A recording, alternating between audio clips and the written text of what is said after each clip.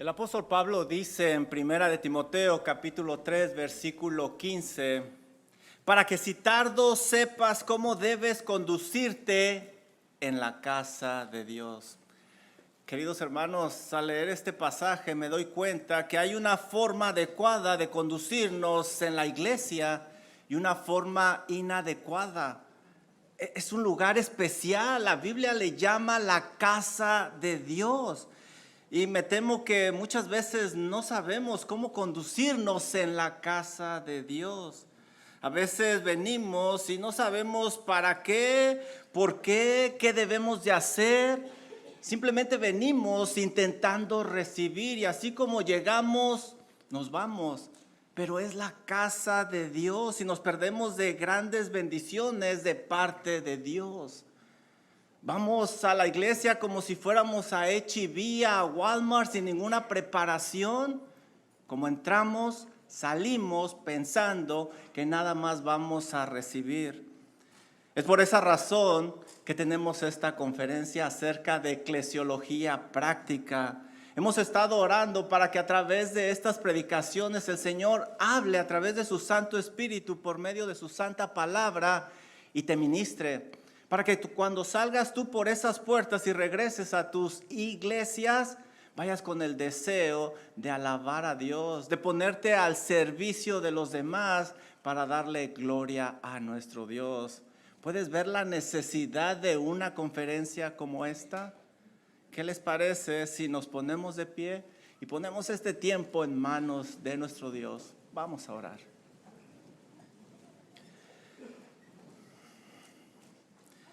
Amado Padre Celestial, Señor y buen Dios, qué privilegio, Padre, qué honor estar aquí reunidos en su santo nombre.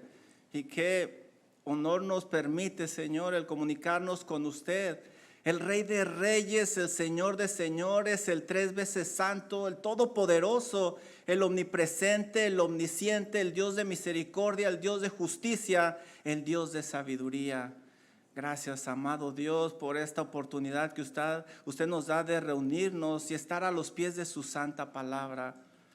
Pero sobre todas las cosas, gracias por nuestro Señor Jesucristo, que Él es el que hace posible que podamos comunicarnos con usted. A Él queremos exaltar, a Él es al que queremos honrar, a Él es al que queremos imitar. Por favor, ayúdenos que a través de estas conferencias usted sea glorificado y podamos ser más a la imagen de nuestro gran Dios y Salvador, Cristo Jesús. Encomendamos este tiempo en sus preciosas manos y pido que por favor unja los labios de cada predicador para que lo que compartan con nosotros sea venido de su santa palabra y no sea venido de pensamientos ni acciones humanas. Nos encomendamos a usted, amado Dios, y oramos todo esto en el nombre precioso de nuestro gran Dios y Salvador, Cristo Jesús. Amén. Bueno, es así como damos inaugurada la conferencia anual de abril de la Iglesia Believers Fellowship. Oramos para que sea realmente de edificación para tu vida y sobre todas las cosas que sea para la gloria de nuestro Dios. Sea cada uno de ustedes bienvenido. Buenas tardes, hermanos, que el Señor les bendiga. Así puesto de pie, vamos a entonar estas alabanzas para la honra y gloria de nuestro Señor.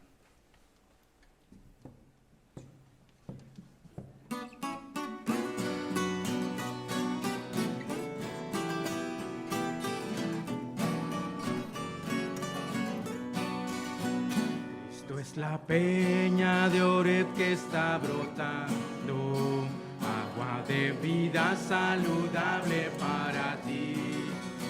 Cristo es la peña de Oreb que está brotando, agua de vida saludable para ti.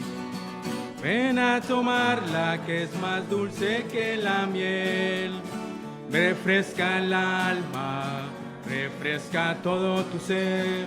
Cristo es la peña de Oreb que está brotando, agua de vida saludable para ti. Cristo es el lirio del valle de las flores, Él es la rosa blanca y pura de Sarón. Cristo Cristo es la vida, amor de los amores, Él es la eterna fuente de la salvación. Ven a tomarla que es más dulce que la miel, refresca el alma, refresca todo tu ser. Cristo es la peña, red que está brotando, agua de vida saludable para ti.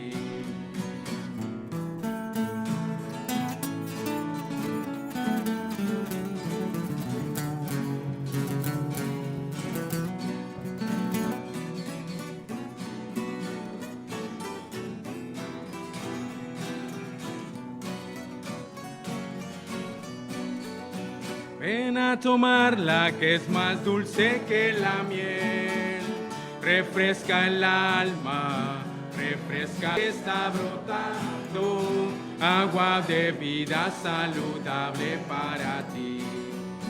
Agua de vida saludable para ti. Bendita Trinidad. Amén, hermano. Pueden tomar asiento.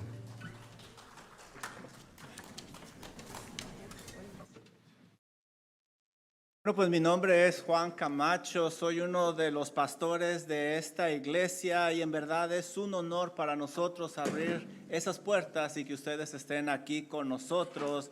Y también es mi privilegio introducir al primer predicador de esta conferencia de esta tarde. Él es hijo de misioneros, fue criado en Argentina y en México. Por eso me cae tan bien. Actualmente es pastor y plantador de la Iglesia Bíblica Reformada en Denton, Texas. Es egresado del Dallas Theological Seminary y contribuye con ministerios como Ante Su Palabra. ¿Conocen Ante Su Palabra? ¿Quiénes fueron a la conferencia Ante Su Palabra? Mire, varios. Y también con ministerios como Coalición por el Evangelio.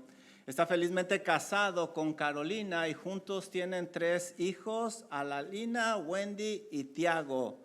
Bueno, pues minimicemos las distracciones, enfoquémonos en la predicación de la palabra de Dios y démosle una cordial bienvenida a nuestro hermano Greg Travis.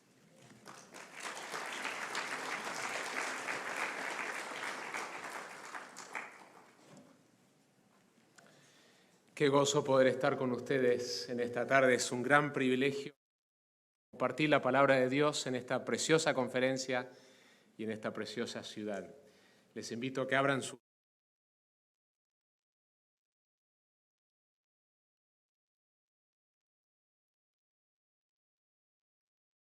a leer este pasaje para poder comenzar nuestro sermón y ubicarnos en el contexto de esta carta. Hechos 17, versículo 1 dice así: Después de pasar por Anfípolis y Apolonia, Pablo y Silas llegaron a Tesalónica, donde había una sinagoga de los judíos, y Pablo entró según su costumbre, y por 3 días de reposo discutió con ellos, basándose en las Escrituras, explicando y presentando evidencia de que era necesario que el Cristo padeciera y resucitara de entre los muertos, y diciendo: este Jesús a quien yo les anuncio es el Cristo. Algunos de ellos creyeron y se unieron a Pablo y a Silas, junto con una gran multitud de griegos temerosos de Dios y muchas de las mujeres principales. Pero los judíos, llenos de envidia, llevaron a algunos hombres malvados de la plaza pública, organizaron una turba y alborotaron la ciudad. Asaltando la casa de Jasón, procuraban sacarlos al pueblo. Al no encontrarlos, arrastraron a Jasón y a algunos de los hermanos ante las autoridades de la ciudad, gritando: esos que han trastornado al mundo han venido acá también. Y Jasón los ha recibido. Todos ellos actúan contra los decretos de César, diciendo que hay otro rey, Jesús. Y alborotaron a la multitud y a las autoridades de la ciudad que oían esto, pero después de recibir una fianza de Jasón y de los otros, los soltaron. Enseguida los hermanos enviaron de noche a Pablo y a Silas a Berea, los cuales al llegar fueron a la sinagoga de los judíos. Vamos a inclinar nuestro rostro una vez más y orar y pedir que el Señor sea quien nos hable en esta tarde. Oramos. Oh Señor, es nuestro anhelo poder escuchar tu voz. Qué privilegio tan grande que nosotros tenemos de abrir las Escrituras y poder a través de ellas escuchar la voz del Dios mismo que creó los cielos y la tierra, del Dios que nos resucitó a nosotros de nuestra muerte espiritual, que nos salvó y que nos colocó en su cuerpo, el cuerpo de Cristo, y que hoy mismo, Señor, podemos escuchar tu voz poderosa, tu voz perfecta, tu voz eterna, por medio de este predicador imperfecto. Qué maravilloso y qué glorioso, Señor. Te rogamos, Señor, que nos des mentes atentos.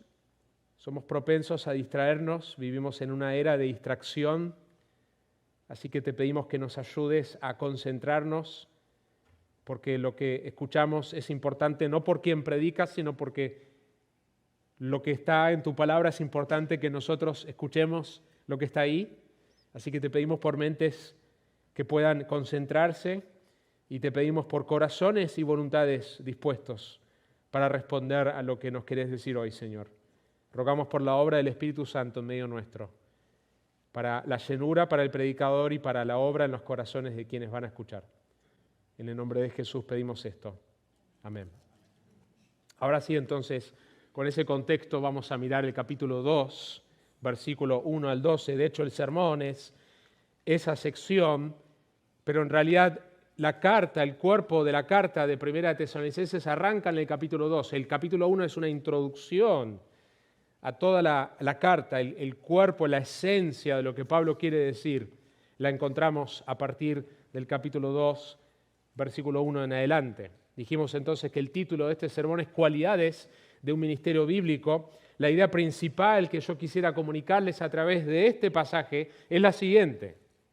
Dios es glorificado y la iglesia crece sanamente cuando los que sirven en ella lo hacen conforme a los principios bíblicos.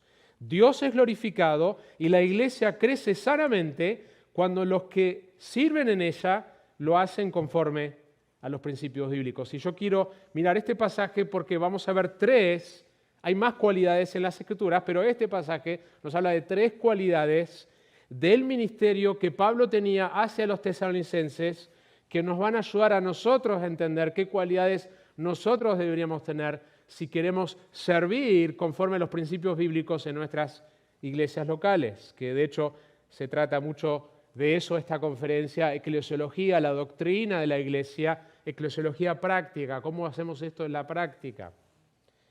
¿Cuál es el objetivo que Pablo tiene en este capítulo de mencionar estas tres cualidades que vamos a ver?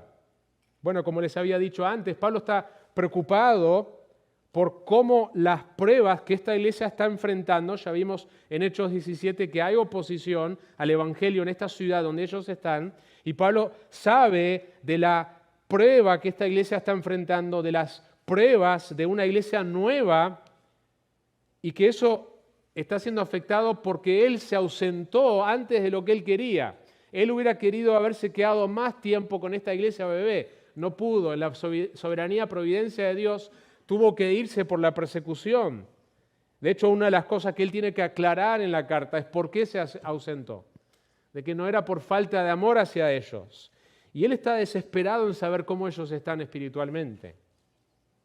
Es más, también él va a aclarar en esta carta que las pruebas que ellos están enfrentando como creyentes no deberían sorprenderlos. Pedro nos habla de esto también. Les dice que esto es de esperarse, es parte de la vida cristiana. Y en medio de todo esto, Pablo va a escribir para que ellos puedan tener una perspectiva correcta de cómo es que la iglesia en medio de esas pruebas puede crecer sanamente. Por eso dijimos que la idea de este sermón es que Dios es glorificado y la iglesia crece sanamente cuando los que sirven en ella lo hacen conforme a los principios bíblicos. Y hay tres cualidades del ministerio de Pablo que él tiene hacia los tesalonicenses, que son tres cualidades que nosotros queremos imitar y vivir. Un trama muy común en las películas y en las buenas historias de ficción o de fantasía es este concepto de perseverar a pesar de la oposición. Ya sea en las películas de Marvel, donde varios superhéroes juntos pelean contra Thanos y todo pareciera imposible, o Frodo en El Señor de los Anillos, sobreviviendo su largo peregrinaje a pesar de la oposición de Sauron, Gollum, o los temibles 9 Nazgûl, mitad vivos, mitad muertos, vestidos de negro, en cabellos negros, o ya sea Guerra de las Galaxias, una resistencia que parece imposible frente a todo el imperio malvado de Darth Vader. Es un tema común en las obras de ciencia ficción y de fantasía que después terminan siendo películas exitosas, el tema de la perseverancia a pesar de la oposición. Es un tema recurrente de las buenas historias ficticias. Pero la realidad es que lo que nosotros vamos a ver acá no es ficticio. Nosotros estamos en una batalla como cristianos y no debemos olvidarnos de eso. Pero la Biblia lo describe de una manera muy distinta a cómo la cultura entiende lo que realmente es nuestra verdadera batalla. Nuestra batalla es una batalla espiritual. Nuestro mensaje es un mensaje transformador y es el mejor mensaje que cualquier ser humano puede escuchar y es un mensaje capaz de cambiar su destino eterno. Pero es un mensaje que siempre ha recibido oposición. Y este es un tema que nosotros vemos en el libro de Hechos. Nosotros vemos el crecimiento de la iglesia, el avance de la iglesia, las conversiones, la predicación de la palabra, pero un tema que también vemos en medio de todo eso es la oposición. Entonces, lo primero que nosotros queremos ver del ministerio de Pablo, que nos sirve a nosotros en nuestro ministerio, y la palabra ministerio simplemente significa servicio, en nuestra manera de servir a Dios y servir a la iglesia, es que su ministerio fue un ministerio, número uno, atrevido frente a la oposición. Este es el primer punto. Un ministerio atrevido frente a la oposición, versículos 1 y versículo 2. Y si querés recordar esto con una sola palabra, pensá la palabra perseverancia, que es lo que vemos en Pablo y lo que hemos esencialmente descrito en estos primeros dos versículos. Noten cómo arranca el capítulo 2, versículo 1. Dice, porque ustedes mismos saben, hermanos, que nuestra visita a ustedes no fue en vano. Esta palabra visita, en el versículo 1, ya había aparecido la misma palabra en el original que en el capítulo 1, versículo 9, lo traduce como acogida. Noten el capítulo 1, versículo 9. Dice, pues ellos mismos cuentan acerca de nosotros de la acogida que tuvimos por parte de ustedes, o el recibimiento. La idea de esta palabra tiene que ver que ellos fueron recibidos por los tesalonicenses y que ese recibimiento no fue en vano. El capítulo 1, versículos 5 al 6, Pablo habla del fruto que hubo producto de la visita de ellos a esta ciudad. Miren el versículo 5 y 6 del capítulo 1. Porque nuestro evangelio no vino a ustedes solamente en palabras, sino también en poder y en el Espíritu Santo y con plena convicción, como saben qué clase de personas demostramos ser entre ustedes por el amor que les tenemos. Y ustedes llegaron a ser imitadores de nosotros y del Señor, habiendo recibido la palabra en medio de mucha tribulación, con el gozo del Espíritu Santo. Pablo había descrito en el capítulo 1, versículos 5 y 6, el fruto. La visita de ellos no había sido en vano. Mis hermanos, pero noten algunas cualidades en estos versículos y podríamos dedicar un sermón entero a esos dos versículos, pero por tiempo simplemente mencionar algunas cosas que aparecen ahí.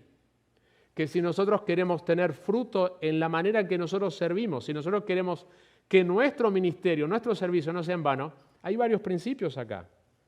Noten lo que él había mencionado de cómo produjo fruto, cuáles fueron algunos elementos que fueron esenciales, instrumentales en producir fruto. El fruto lo produce el Señor, pero el Señor usa medios, instrumentos. Y hay elementos esenciales en el versículo 5 y 6 que nosotros podemos imitar. Pablo tenía en claro que cuando él proclamaba el Evangelio, él no está proclamando simplemente palabras que son de él. Y nosotros necesitamos recordar eso cuando estamos abriendo las Escrituras con alguien, sea del púlpito, sea en un contexto de discipulado, sea en nuestro hogar. Necesitamos recordar que estamos abriendo la palabra de Dios. Esa es nuestra esperanza. Nosotros no tenemos capacidad de cambiar a ningún corazón. Y Pablo se alegró porque cuando él predicó el Evangelio no fueron sus palabras solamente, sino que Dios obró poderosamente, obró a través del Espíritu Santo y produjo la convicción que solo el Espíritu Santo puede producir. Mis hermanos, nosotros no tenemos la capacidad de cambiar a ningún otro ser humano, ni siquiera a nosotros mismos. Sin la obra del Espíritu de Dios, sin la obra de la palabra de Dios, pero sí podemos usar los medios que Dios nos ha dado, la oración, la palabra, confiar en la obra del Espíritu Santo, que es Él que soberanamente puede traer convicción. Pero también es interesante que el 5 y 6 también menciona otro factor de instrumentación, otra cosa que Dios usaría para producir fruto. En el 5 dice que ellos habían demostrado ser un tipo de personas. Ellos vivían una vida digna de ser imitada. Nosotros transmitimos con nuestras palabras, porque finalmente no son nuestras palabras, sino que buscamos proclamar a Jesucristo, buscamos proclamar su palabra, pero eso está respaldado por cómo esas palabras, la palabra de Dios, nos ha cambiado a nosotros. De tal manera de que hay poder detrás de lo que estamos diciendo porque hay consistencia. De hecho, la palabra íntegro tiene que ver con algo que es uno solo, es la misma persona, en cualquier contexto. Y versículo 6 dice, de hecho, ustedes llegaron a ser imitadores de nosotros y del Señor. Hermanos, hay algo que a muchos nos pone muy incómodo y es lo que Pablo le dice que a la iglesia de Corinto, que deben imitarlo a Él, como Él imita a Cristo. Y muchas veces nosotros no queremos estar en una posición donde alguien va a mirarnos a nosotros y va a buscar imitarnos. Pero ese es el modelo de Dios. Sin duda que nosotros somos ejemplos imperfectos, falibles, pecadores que luchamos con nuestro pecado, pero deberíamos poder, en el discipulado, poder decir a otros, imitadme a mí como yo imito a Cristo. Eso es lo que somos llamados a hacer. Y eso es lo que Pablo dice acá. Fueron estos elementos esenciales, instrumentales, que Dios usó para producir fruto. Y este es el punto, mis hermanos, que si nosotros queremos ver fruto en nuestra vida, tenemos que notar lo que Pablo dice acá en cuanto a cuáles son algunos de esos elementos. Pero el punto es que en medio de todo esto, Pablo está diciendo en el capítulo 2, versículo 1, que la visita que él había tenido no había sido en vano. Mis hermanos, cuando nosotros servimos al Señor conforme a los principios bíblicos, nuestro servicio no será en vano. Y Dios producirá su fruto a su tiempo, a su manera. Y eso nos tiene que animar. Noten el versículo 2, cómo continúa, dice, sino que después de haber sufrido y sido maltratados en Filipos, como saben, tuvimos el valor, confiados en nuestro Dios, de hablarles el Evangelio de Dios en medio de mucha oposición. La oposición no lo frenó a Pablo. Pablo predicó en medio de gran oposición. Este es un término que él usa acá de atletismo, que significa una competencia, una lucha. El mundo griego conocía bien las competencias atléticas. Y Pablo frecuentemente usa, ¿no es cierto?, estas verdades del mundo atlético para ilustrar cosas del mundo espiritual. 1 Corintios 9 habla de golpear su cuerpo y hacerlo su esclavo. Filipenses habla de correr la carrera y también 2 Timoteo de una carrera. Y Pablo está diciendo que en medio de esa gran oposición, en medio de esa perseverancia similar al de un atleta, que él sirvió el Evangelio a pesar de lo que ya le había pasado en la ciudad de Filipos, no lo frenó para servirles a ellos. De hecho, esa misma palabra lo usa también en Filipenses 1:30, donde él describe la vida cristiana como una competencia atlética que demanda dedicación y energía. No había sido fácil para que Pablo empiece una iglesia en Filipos, ni tampoco lo fue en Tesalónica, ni lo será en nuestro caso donde quiera que estemos sirviendo, sea que estemos empezando una iglesia, que estamos buscando revitalizar una iglesia, que estamos buscando ser fiel en el discipulado. Mis hermanos, si tú te pones serio para servir al Señor, tendrás oposición, eso está garantizado. Pero este es el primer principio que nosotros podemos rescatar del apóstol, que él sirvió con una actitud de perseverancia y de atrevimiento frente a la oposición. Nosotros no debemos pensar que no habrá oposición cuando nosotros queremos hacer la obra de Dios. Tenemos que estar preparados para esto. No debemos temer. Debemos tener un ministerio atrevido frente a la oposición. Perseveremos en tiempos de dificultad por la gracia de Dios. Las dificultades pueden venir en varias maneras, sutiles y de distintas maneras, pero todo valdrá la pena si entendemos qué es lo que estamos haciendo. De hecho, Pablo va a decir más adelante, en el capítulo 3, versículo 6, una vez que él finalmente tiene noticias de la iglesia que estaba tan preocupado de su bienestar, dice, pero ahora Timoteo ha regresado de vosotros a nosotros y nos ha traído buenas noticias de vuestra fe y amor y de que siempre tenéis buen recuerdo de nosotros, añorando vernos, noten el cariño de Pablo, como también nosotros a vosotros. Por eso, hermanos, en toda nuestra necesidad y aflicción, Pablo describe su sufrimiento, pero dice que en medio de todo eso fuimos consolados respecto a vosotros por medio de vuestra fe, porque ahora sí que vivimos si vosotros estáis firmes en el Señor. Pablo está diciendo todo eso valió la pena. El hecho de que ustedes estén firmes en la fe valió la pena. Ahora sí que vivimos. Vemos la alegría que Pablo tiene. Estas noticias le traen una alegría inmensa, que valió la pena el sufrimiento, saber que ellos están firmes. Como cuando nosotros nos alegramos que nuestros hijos están siguiendo en el camino del Señor. O nuestros hijos espirituales están siguiendo en el camino del Señor. Nos trae una profunda alegría. Fuimos creados para esto.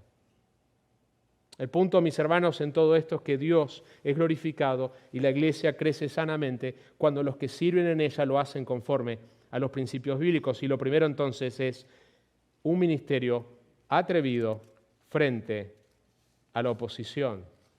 Eso es lo primero que nosotros podemos rescatar. Número 2. Versículo 3 al 6, un ministerio cuyo mensaje, motivación y método está centrado en el Evangelio. Un ministerio cuyo mensaje, motivación y método está centrado en el Evangelio. Y si querés recordar este punto con una sola palabra, sería la palabra fidelidad. Pablo fue fiel. Nosotros debemos ser fieles al Señor y a su pueblo en nuestro servicio. Note el versículo 3 lo primero que dice, pues nuestra exhortación no procede de error. Está hablando del mensaje. Pablo está diciendo, yo les prediqué la verdad. No hubo error en lo que yo les dije. De hecho, en el versículo 4 él va a aclarar que lo que él les proclamó, en el capítulo 2, versículo 4, dice, sino que así como hemos sido aprobados por Dios, para que se nos confiara el Evangelio. La idea es que Dios le dio a Pablo un Evangelio para que ese evangelio sea predicado. No lo que él pensaba que debía ser predicado, sino que Pablo debía ser un administrador de ese mensaje. Y Pablo dice, nosotros lo que dijimos no procedía de error. Los misioneros, los pastores y en realidad todos los cristianos tenemos un mensaje que debemos proclamar. Somos llamados a proclamar lo que Él nos ha dicho, no nuestras ideas, no nuestras experiencias, su palabra eterna, su evangelio eterno y las implicaciones prácticas de ese evangelio en nuestras vidas. No es nuestro para modificar o para utilizar para nuestros propios propósitos egoístas. Somos mayordomos de un mensaje y es ese mensaje que nosotros debemos enseñar y proclamar. Fíjense, nuevamente el 1.5 lo habíamos mencionado, que el evangelio que él proclamó fue algo que vino de parte de Dios. Y el 2.13, por esto también nosotros sin cesar damos gracias a Dios de que cuando recibieron la palabra de Dios que oyeron de nosotros, la aceptaron no como la palabra de hombres, sino como lo que realmente es, la palabra de Dios. Y eso debería ser el anhelo de todo predicador fiel a las Escrituras. Que ustedes se vayan hoy de acá no pensando algo en el mensaje de Greg, sino estén pensando en la palabra de Dios. Porque es la palabra de Dios que puede producir el verdadero cambio cuando es predicada fielmente al pueblo de Dios en el poder del Espíritu Santo. Y este mensaje que Pablo menciona varias veces es importante aclararlo, es la palabra evangelio, porque hay mucha confusión sobre qué es exactamente el evangelio. Muchos cristianos no pueden responder, o muchos que dicen ser cristianos no pueden responder adecuadamente qué es el evangelio. Así que es importante que nosotros pausemos un minuto y definamos esto para el cristiano, pero también por si hubiera alguien escuchando este mensaje que no conoce genuinamente. Yo asumo que en una audiencia como esta, que hay personas que no saben que no son cristianos, o que vos no te proclamás como cristiano y necesitas conocer primero este evangelio para entonces responder en fe y en arrepentimiento a este mensaje que debe ser proclamado a toda la humanidad. El evangelio es las buenas noticias, y eso es lo primero, son buenas noticias, son buenas. La palabra viene justamente de los tiempos en que no había internet para enterarse de las noticias de una victoria, de una batalla, entonces venía un heraldo y anunciaba a la ciudad que el rey había sido victorioso, la batalla había sido ganado. Proclamaba, era un heraldo. Y esta es la conexión de esta palabra que se traduce como evangelio. El evangelio son entonces buenas noticias. ¿Y cuáles son esas noticias? Son noticias de lo que Dios ha hecho por medio de la persona de Jesucristo a favor nuestro.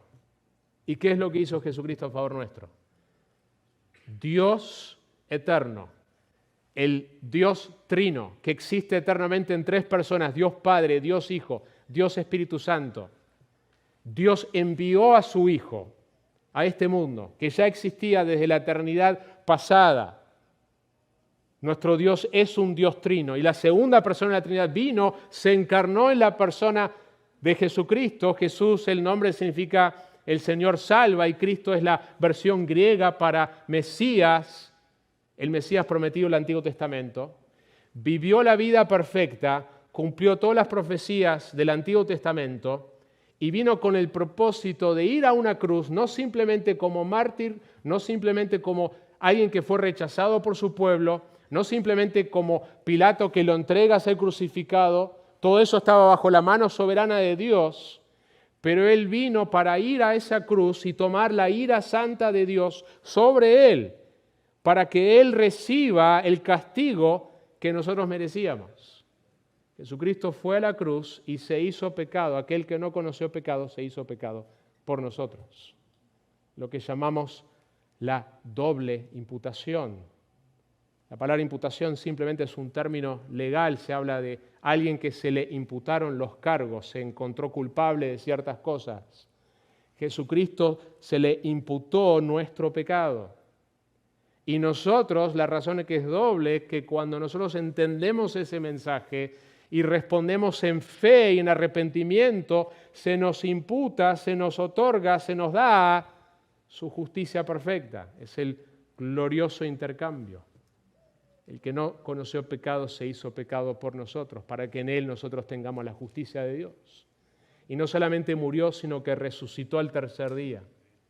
De tal manera que nosotros hemos de proclamar este mensaje. Pablo, cuando resume en 1 Corintios 15, habla de esto. Es la muerte, sepultura, resurrección y apariciones de Jesucristo que Pablo define como la esencia del Evangelio.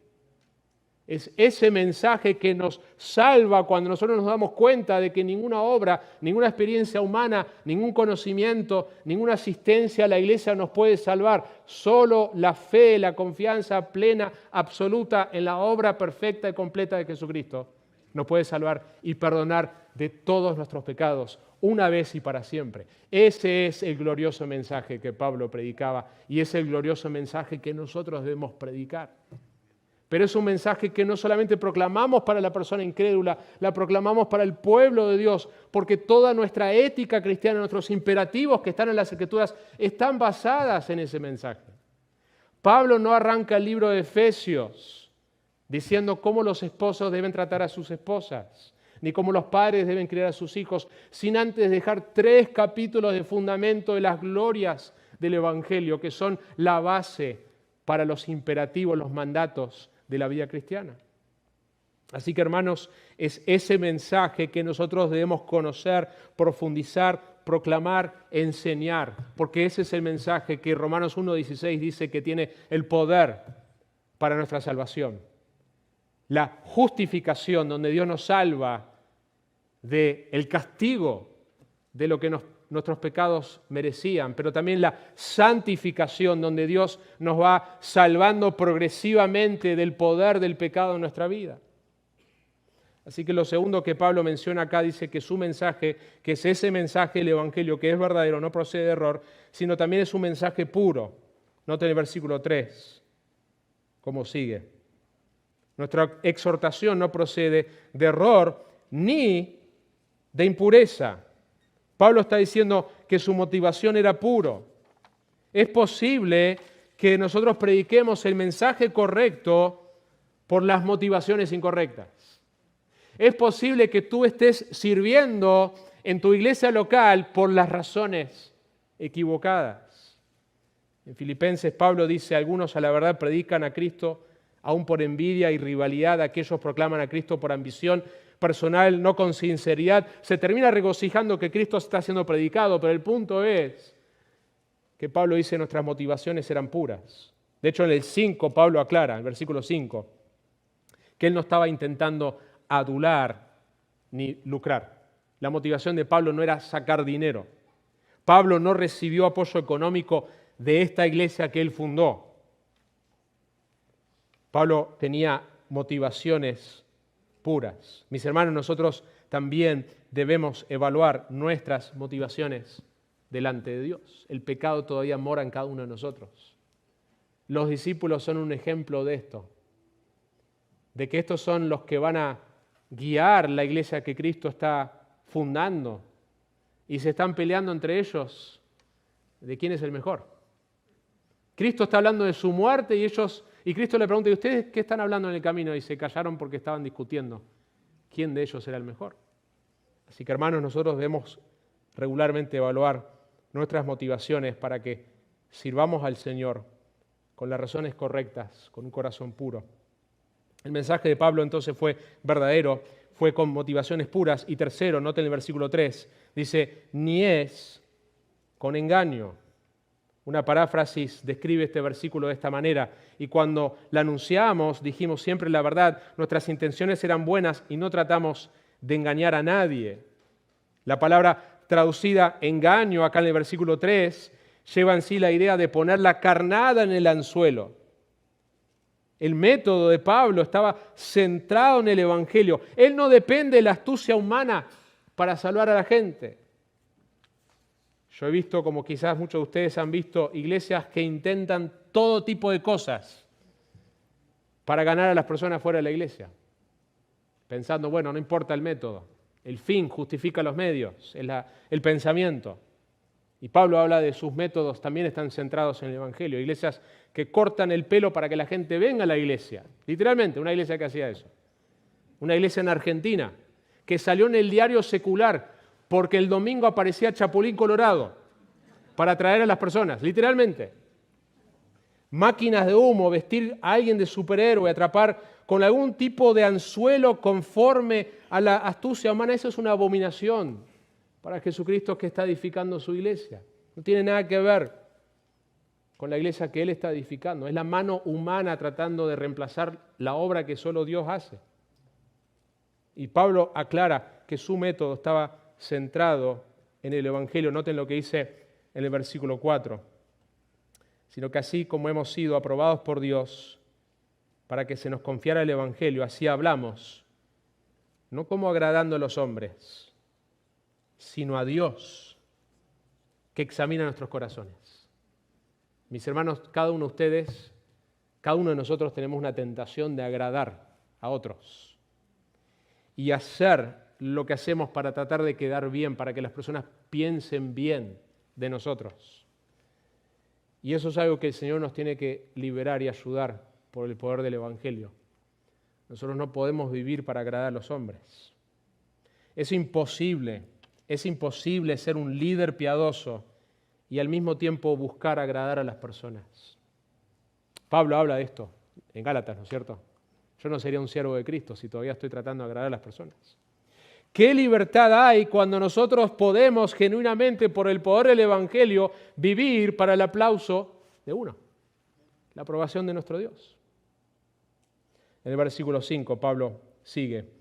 Porque como saben, nunca fuimos a ustedes con palabras lisonjeras ni con pretexto para sacar provecho. Dios es testigo. Yo no estoy tratando de lucrar con ustedes.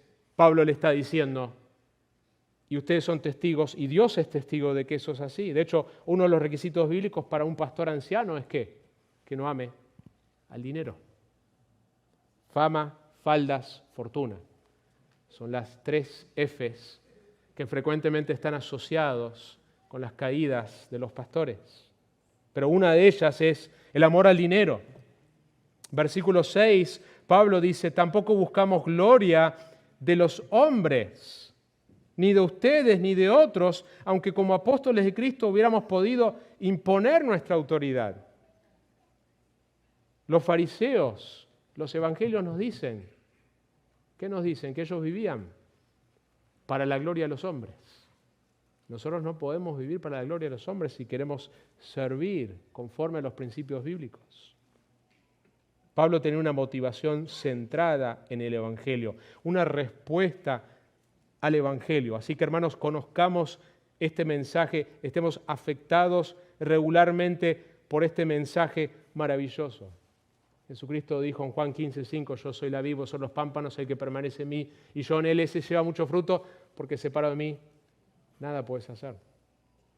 Así que la segunda cosa que vemos acá es un ministerio cuyo mensaje, motivación y método está centrado en el Evangelio. Si tenemos que pensar en una sola palabra, piensa en la palabra fidelidad. Y número 3, versículos 7 al versículo 12, un ministerio paternal con una mansedumbre genuina. Y puedes pensar, si quieres anotar una palabra con este tercer punto, la palabra mansedumbre. Versículo 7, más bien demostramos ser benignos entre ustedes como una madre que cría con ternura a sus propios hijos. La primera imagen que usa es una imagen de una madre que los cría con ternura. Y para las mamás, ustedes saben bien la energía, el amor, el cuidado, el tiempo que lleva a criar a los hijos, ¿no es cierto? Cuando son chiquitos, cuando son bebés, cuando son más grandes. Es una inversión de toda nuestra vida. Y esta es la imagen que Pablo da, que nosotros demos esa energía, ese mismo tipo de energía, amor, cuidado, tiempo a nuestra iglesia local y a quienes la componen. En el versículo 8 continúa diciendo, teniendo así un gran afecto por ustedes. Nuevamente, continuamente vemos esto en las Escrituras. No podés separar la verdad del amor, van de la mano. La verdad y el amor no deben ser separados, el amor bíblico. Pero Pablo continuamente describe el afecto que él tiene. Ese afecto viene de cómo Pablo ha sido afectado por el Evangelio y por lo que Dios ha hecho en su vida, de tal manera que él tiene un afecto profundo por ellos. Y él dice en el versículo 8, dice, teniendo así un gran afecto por ustedes, nos hemos complacido en impartirles no solo el Evangelio de Dios. Podría haber dicho, ya está, ya les prediqué el Evangelio de Dios. No, sino también nuestras propias vidas, pues llegaron a ser muy amados para nosotros. Hermanos, hermanas, hemos de impartir no solamente la palabra de Dios, sino nuestras vidas, nuestras propias vidas. Y eso requiere tiempo, inversión, requiere que seamos defraudados, lastimados por otros. Pero eso es el camino del Evangelio, ese es el camino de Jesucristo, ese es el camino de Pablo.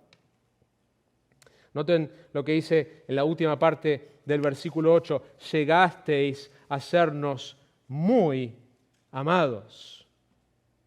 Y este sería el deseo que cada pastor debiera tener para su propia iglesia. Primero, que él tenga ese deseo de amar cada vez más a su congregación, como uno de los pastores de su iglesia. Pero también es el deseo que él debe tener para su congregación, que el amor crezca más y más entre los hermanos, de tal manera de que hay este tipo de cuidado mutuo en la iglesia local. Versículo 9 va a usar otra imagen. Usó una imagen maternal, ahora en el versículo 9 usa una imagen paternal. Está usando varias imágenes para describir el profundo afecto de la relación que él tiene con esta iglesia, a pesar del poco tiempo que había estado con ellos.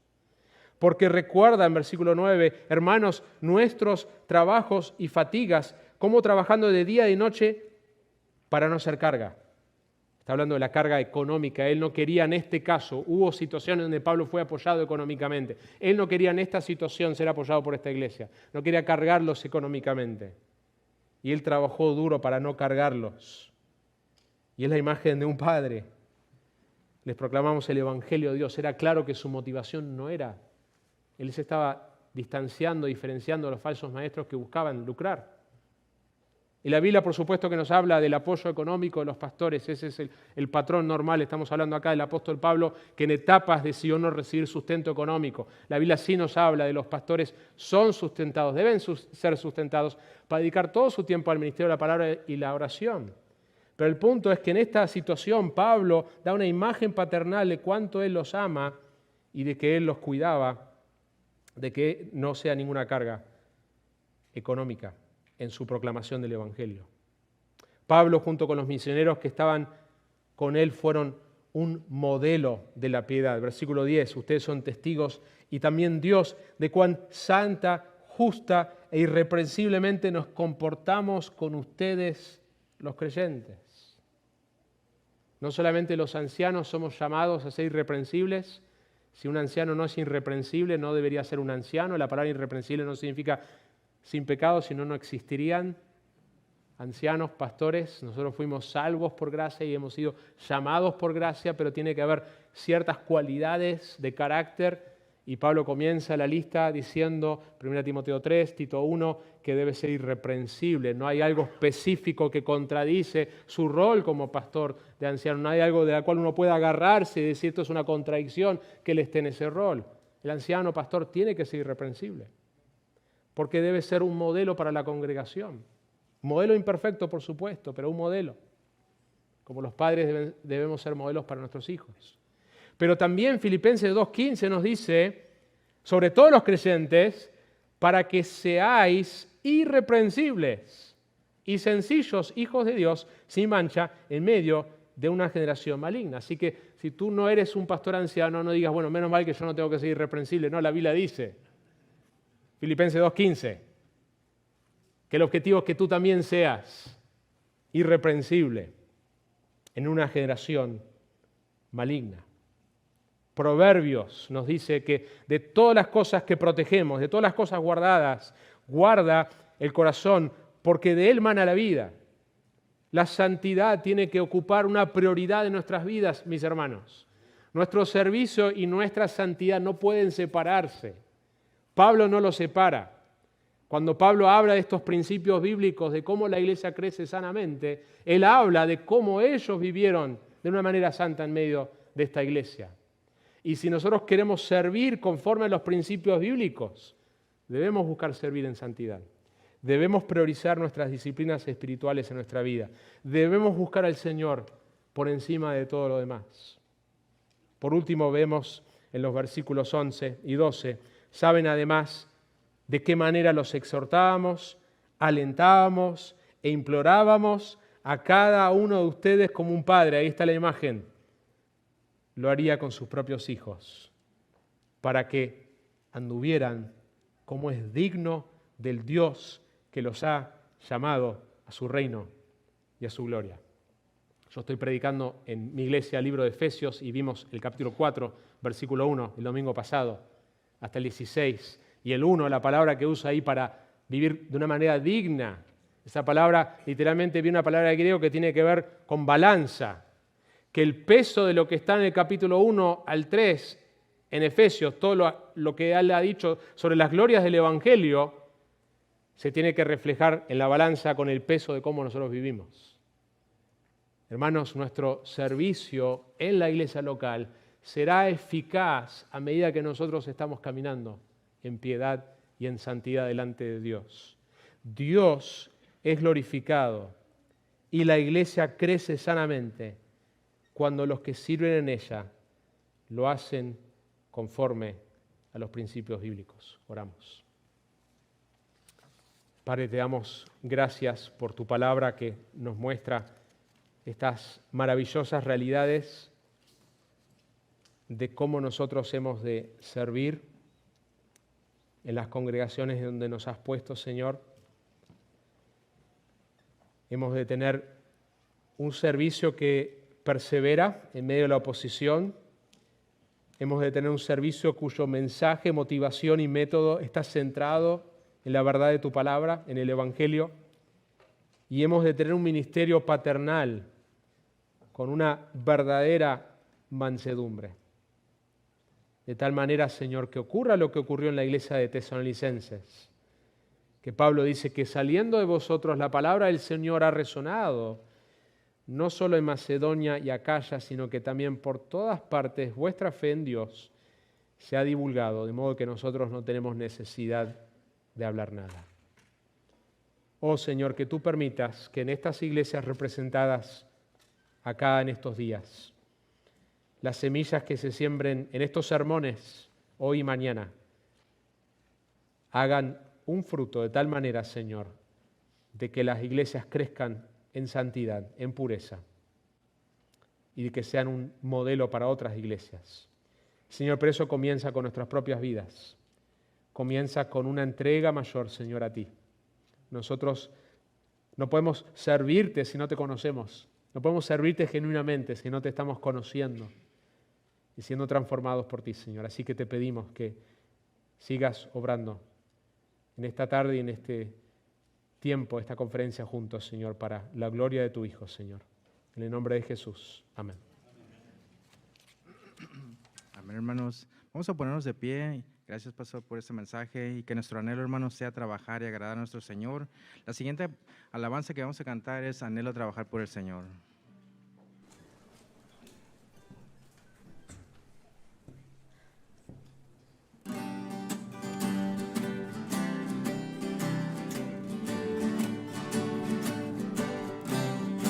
Anhelo trabajar por el Señor, confiando en su palabra y en su amor. Quiero yo cantar y orar y ocupado siempre estar en la viña del Señor. Trabajar y orar en la viña del Señor. Si mi anhelo es orar y ocupado siempre estar en la viña del Señor. Anhelo cada día trabajar y esclavo del pecado libertad, conducir conducirlos a Jesús, nuestro guía, nuestra luz en la viña del Señor. Trabajar y orar en la viña del Señor. Si mi anhelo es orar y ocupado siempre estar en la viña del Señor. Anhelo ser obrero de valor, confiando en el poder del Salvador. El que quiera trabajar hallará también lugar en la viña del Señor. Trabajar y orar en la viña del Señor. Si mi anhelo es orar y ocupado siempre estar en la viña del Señor. Trabajar y orar en la viña del Señor. Si mi anhelo es orar y ocupado siempre estar en la viña del Señor.